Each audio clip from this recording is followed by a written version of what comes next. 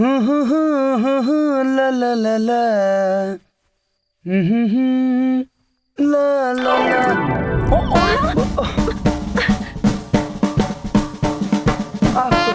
क्या पढ़ तू?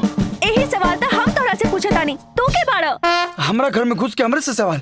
वैसे हमारा नाम आनंद है, हम आनंद सिक्योरिटी एजेंसी के चीफ ऑफिसर हैं। ठीक बा, ऑफिसर होगा चाहे दरोगा, पहले घर से बाहर निकला।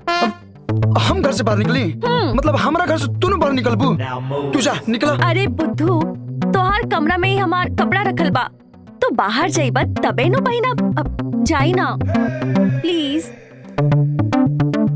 जल्दी चेंज करा।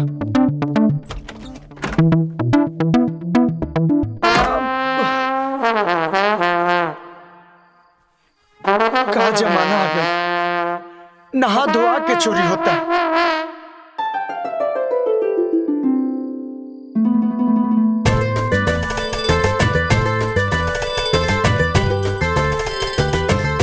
का जाने अंदर का करत हुई।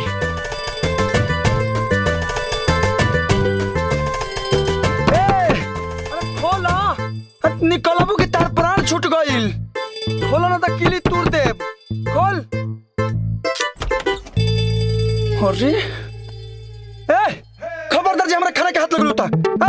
चल। वैसे तो नाम कहा रे? हमार नाम माधुरी हो। माधुरी हो के चाहे करिश्मा। चल बाहर निकल। हम अकेले इतना रात में कहाँ जाए? ब्रेन में चलावे के चाहिए ना, हरा सब्जी खाए सेहत के लिए जरूरी बा। तारा बाप के होटल हा, जब फरमाइश करता रहो कि ये चाहिए वो चाहिए। चल बाहर निकल।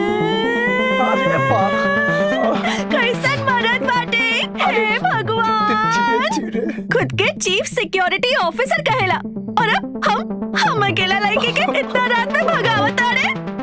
ए नौटंकी बंद करे ड्रामा। तू ना खइबो? हम तार खून पियाबू। एकदम चुप। कहा जाने हमारा घर में कहां से घुस गई। हमरे घर में बैठ के हमरे खाना खाती है। हम जाते नहीं बाहर सोते। सुबह आँख खोला से पहले तू वजह से चल जी। बहुत बुरा आदमी आई। खो। Good night.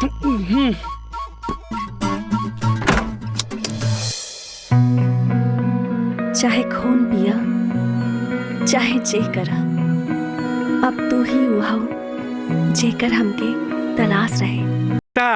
अरे उठ उठा। अरे माई बाबूजी, रवा लोग इतना भरे भरे सब ठीक बानू? का ठीक रही बेटा, टेंशन से बीपी हाई हो गई बा। टेंशन? यही से रतिये में बस पकड़ ले दी। कौन बात के टेंशन? हमनी के लागल बेटा की तू सुमन से बियाह कर लेला। हे भगवान। ए बाबूजी, मतलब अपने बेटा पर वो भरोसा नहीं खे? अरे उस सुमन हमरा संगे काम करेला। हमरा के उल्लू मत बनावा, उल्लू मत बनावा। अपन कान से लड़की की आवाज सुननी है। अरे तो सुमन कभी कभी लड़की की आवाज एकदम ऐसा बोला बुझाला कि लड़कियों बोलती है। हाँ।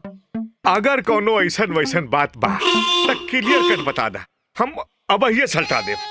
कहे कि हमनी के खानदान में लव मैरिज केहू बर्दाश्त ना करी। ए माई तू ही समझाओ ने इनके, हम का बोली? ए जी, काहे हमार लड़का के तंग कैले बानी? हाँ। जब कहा था कि कोनो बात ना हम तब मानत काहे नहीं की?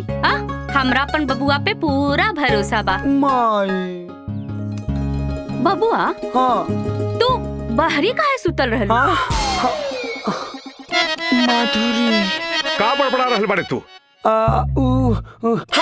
माधुरी दीक्षित बाई ना, फिल्म के हीरोइन। शराब तो ना पी ले बा। ए, गांजा पियल शुरू कर दे का रे? अरे ना बाबूजी, हम गांजा ना। टेंशन का बकतले?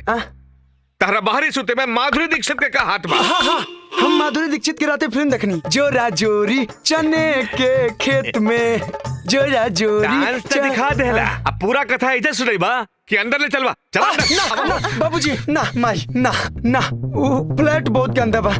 क्या बना कि हम बहुत दिन से बाहर निकल रही। हाँ। तो साफ सफाई नहीं खे। हाँ। रोवा लोग हमारा दोस्त क्या जाए, हम साफ सफाई करावता नहीं, फिर रोवा लोग आजे लोग। अरे अपन घर रहते हम दूसर के घर काहे जाए? ना माई ना।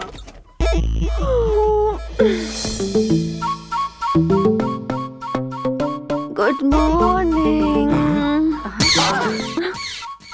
तई बड़ी तहर माधुरी दीक्षित।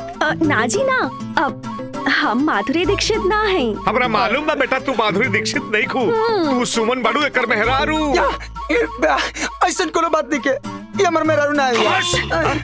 देखो बानी हम ना हाँ? ना 6 फीट के लड़की साक्षात सामने खड़ा बिया, सूरदास बानी का हम, हाँ? हे भगवान, एगो बेटा देला, वो कुल कलंक। चला ए बाबूजी, ए बाबूजी, अरे गुस्सा थूकी, रुआ अंदर चली, हम सब बताओ नहीं। चली बाबूजी। सब कुछ जानला के बाद हम ही जाए, 1 मिनट ना रुकम, ना रुकम। ए बाबूजी, ए माई, तू ही समझाओ इनके माई। ए जी चली ना भीतरी, समझ तली बात का बा। अब का बचल बा, आँखी से देख लेनी, का समझे के बा। अजी चली ना, रउआ के हमार क्रिया, चली ना। हाँ। चली चली ना। हम आवत नहीं। हे भगवान, ई का हो गई? नहीं हमरा दी। आग तू लगलो बड़े, तू ही बुताई पे बैठी, पहले रउआ सांस ले ली।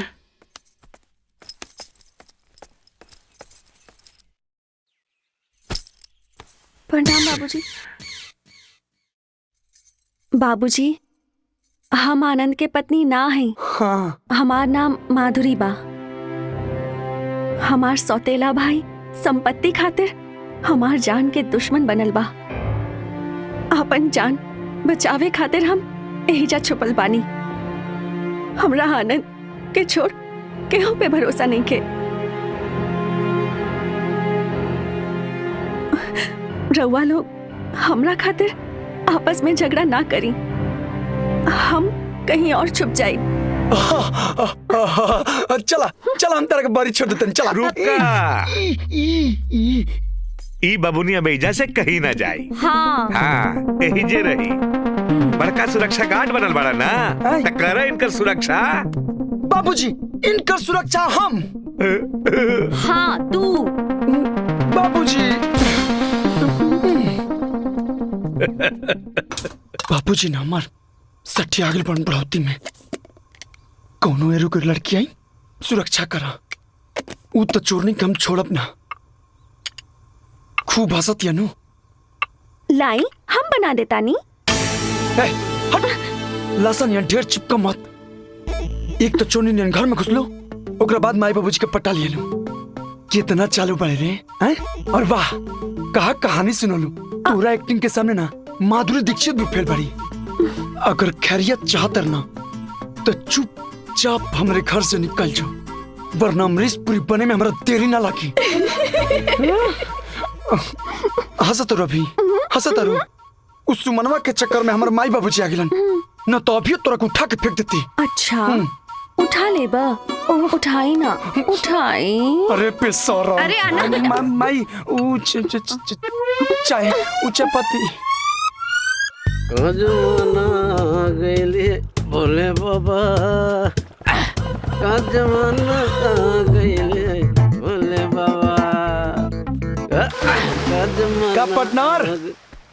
अरे अंदर आवा ना मर्दे, वहाँ कहाँ बैठल बड़ा आराम से। अब अरे गमछिया देवे तब ना अंदर आई। का गमछा? हाँ। अरे तारा गमछा दे हम कैसे रह नंगा? तू पानी में ना बढ़े, गमछी फेंक, फिर बाद में हमनी के बारी बारी गमछी पहन के बारी आ जल जाई।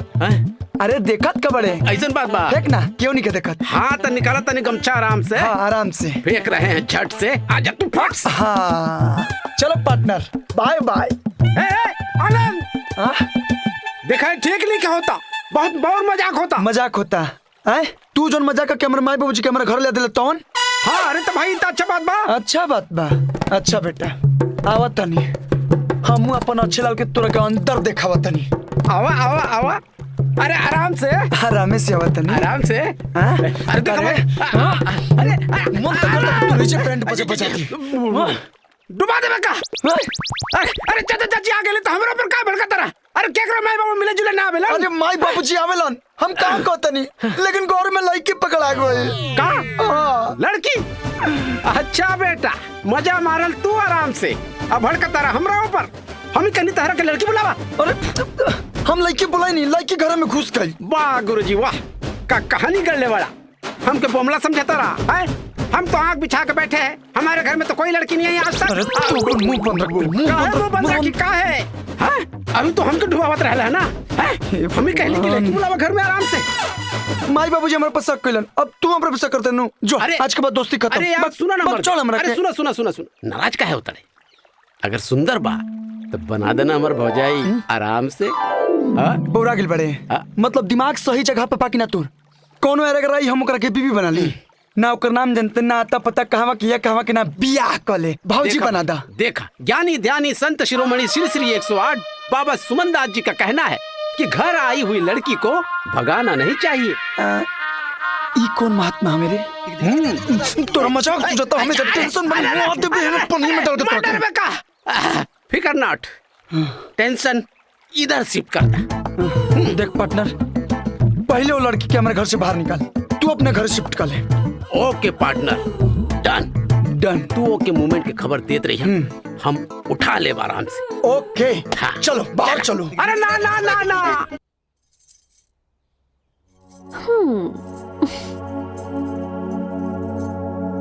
चली ड्राइंग रूम में खाना लावतानी। हमरा भूख नहीं के। हाँ, ऐसे कैसे काम चले? दिन रात मेहनत करेला, खाइबा ना त कमजोर ना हो जाइबा। ए, ज्यादा हमर मतारी बने की कोशिश मत कर। अरे पिस्ता नहीं बरिस का दोसरा के खून पी के तोरा आनंद आवता, तू जल चल जो, हमर माथा दर्द करता। अब त लाई ना दबा देतानी।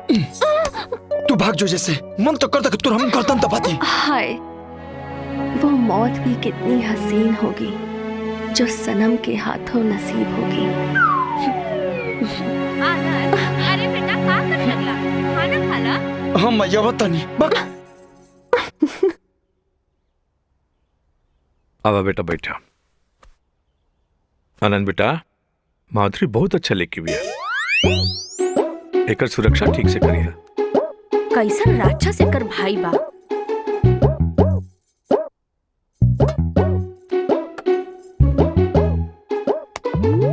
लौकत नहीं के। आनंद, लड़के से ई कौन तरीका बा बात करे के?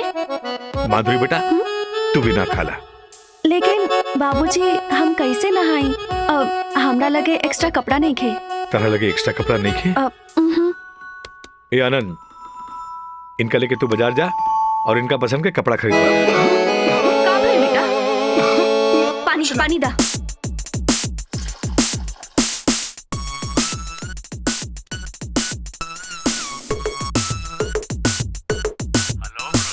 हाँ पार्टनर, शिकार बाहर निकले वाला था। LBS mall.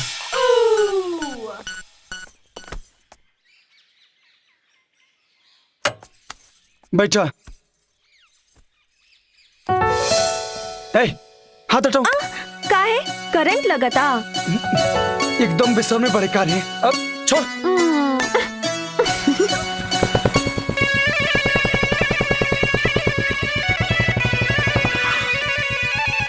हे प्रभु, जान छोड़ाओ एकरा से। हाँ,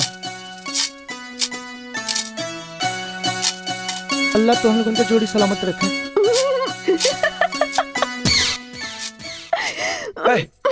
है नहीं अब है ना?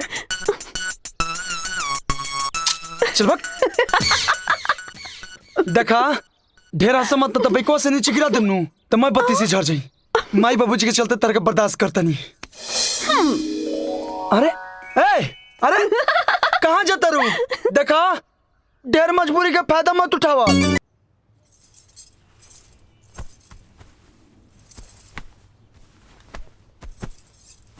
ई कैसन हा? ई लेली? हाँ लेला, सब तेरे बाप के माला ना। अजी नाना, बाप के ना, ससुर के हा। हाँ? ककलो? मतलब होखे वाला ससुर के। सपना मत देखा दिन में, ई कबो ना हो सकेला।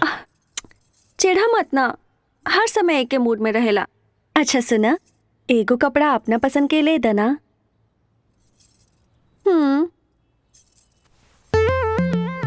हाइला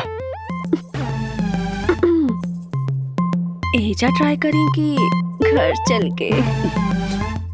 हट बेशरम। वो पैक कर दीजिए। जी।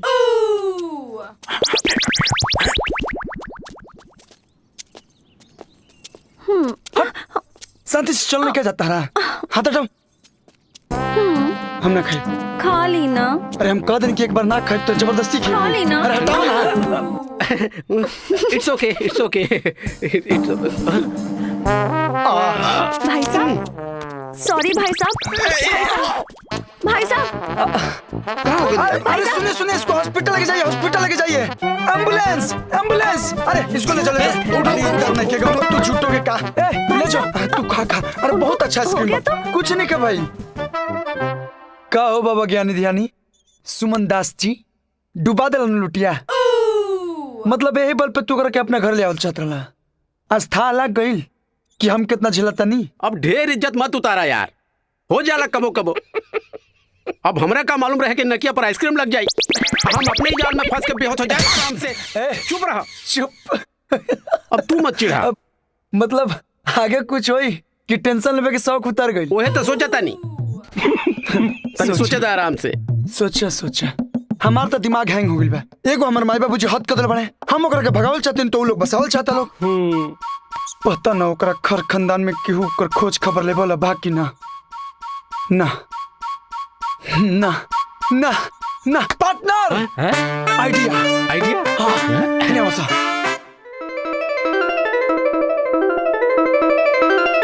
पूरा हो जाए। हाँ आराम से। गुड मॉर्निंग, चाय हाजिर है। हाँ रख दा।